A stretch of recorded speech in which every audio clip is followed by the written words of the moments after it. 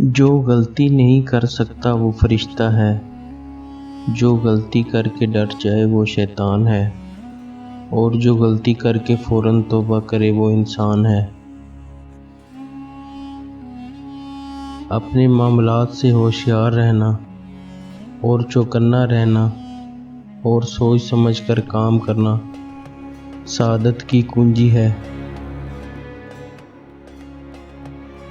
سب انسان مردہ ہیں، زندہ وہ ہیں جو علم والے ہیں۔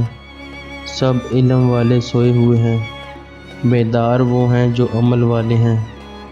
تمام عمل والے گھاٹے میں ہیں، فائدے میں وہ ہیں جو اخلاص والے ہیں۔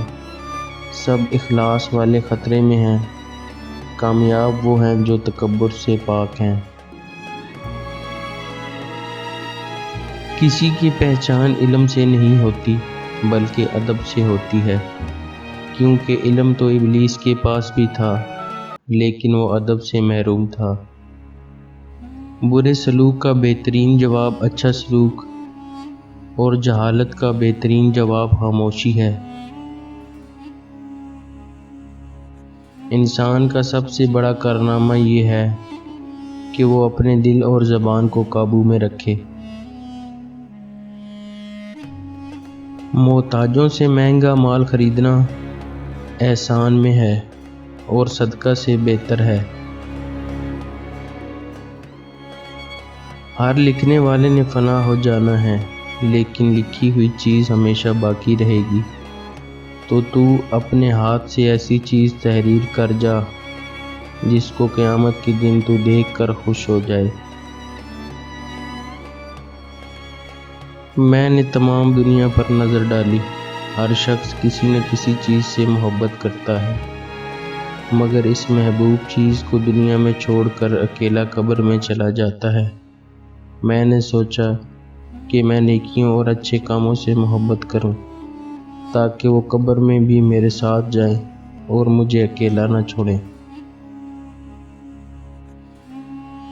وہ دعوت سب سے بدتر ہے جس میں امیر بلائے جائیں لیکن مسکین نہ بلائے جائیں۔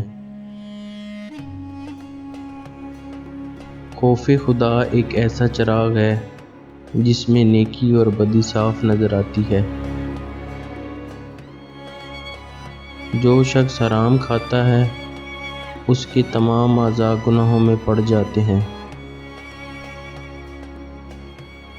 بے شک اللہ کا ہر فیصلہ عقل و عدل پر مبنی ہوتا ہے، اس لیے حرف شکایات کبھی بھی اپنی زبان پر نہ لاؤ۔ مہمان کے آگے تھوڑا کھانا رکھنا بے مروتی ہے اور حد سے زیادہ رکھنا تکبر۔ بے شک گناہ کرنے سے دل کالا ہو جاتا ہے، اور دل کی سیاہی کی علامت اور پہچان یہ ہے کہ گناہوں سے گھبراہٹ نہیں ہوتی، اطاعت کی سعادت نہیں ملتی اور نصیحت اثر نہیں کرتی۔